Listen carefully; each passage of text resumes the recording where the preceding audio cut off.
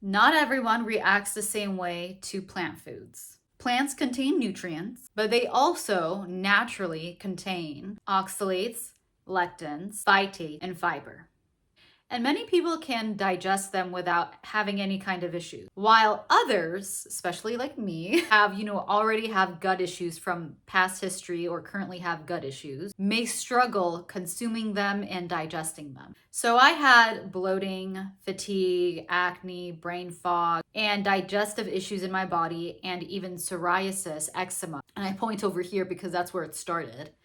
And I had all those issues, and I know it stemmed from my gut having so much inflammation, having leaky gut and IBS.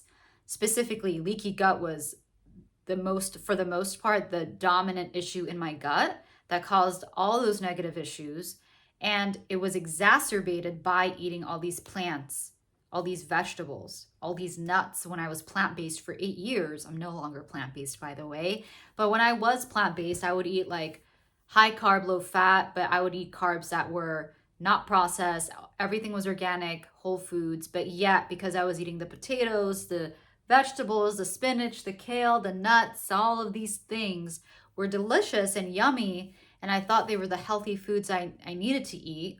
But it exacerbated the inflammation in my gut and that led me to have severe leaky gut issues and then IBS. Well, I actually had IBS way before that. It got exacerbated by the plant-based diet, by all these healthy foods. And I've come to realize at the end of my plant-based journey on the 8th year that healthy foods are not healthy for me. They were not healthy for my gut. They were healthy for my other friends. Like, I met 2 people at this grocery store who were plant-based and currently still feel amazing being plant-based. And I have a friend who doesn't eat meat at all because it makes her feel nauseous, but she thrives on eating plant foods and thrives on eating sometimes fish and eating sometimes dairy. But for the most part, she sticks to a plant-based diet and she feels amazing. So I find that interesting how everybody's body is different depending on where they are in their health journey. And for me, I had gut issues. Even though I wasn't like experienced about gut health, I wasn't informed about it or didn't even know that existed years ago, like a decade ago.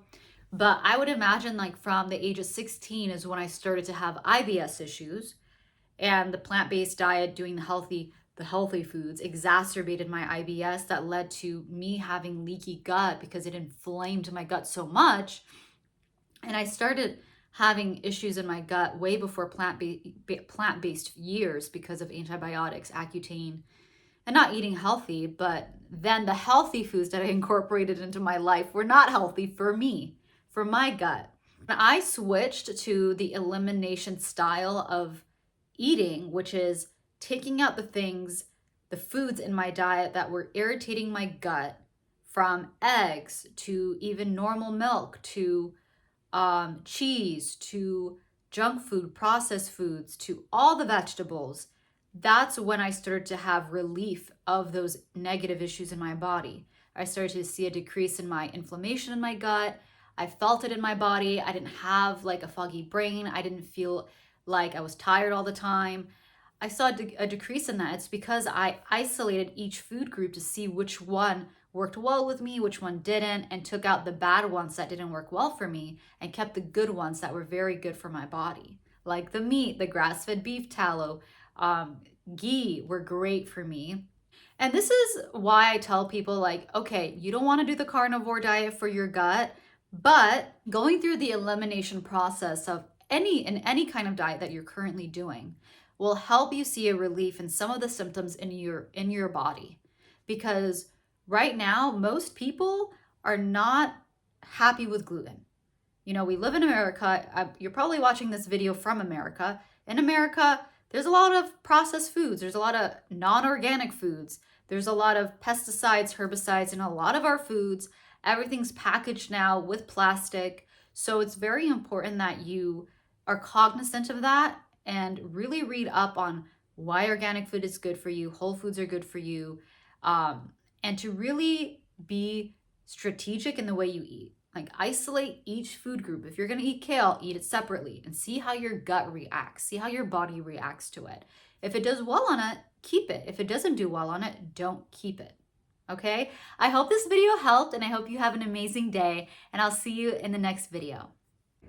And with that being said, you guys, if you are struggling with pain, overall discomfort, you have a bad memory loss, you have a foggy brain, you can't think efficiently, right? When you talk to people, you can't conversate well either, you feel tired all the time, and most of all, you have a bloated stomach, then you're gonna have to watch my video down below that I created just for you about the 7 mistakes that you are making to not heal your gut, okay? Have an amazing day. I'll see you in the next video. Bye for now.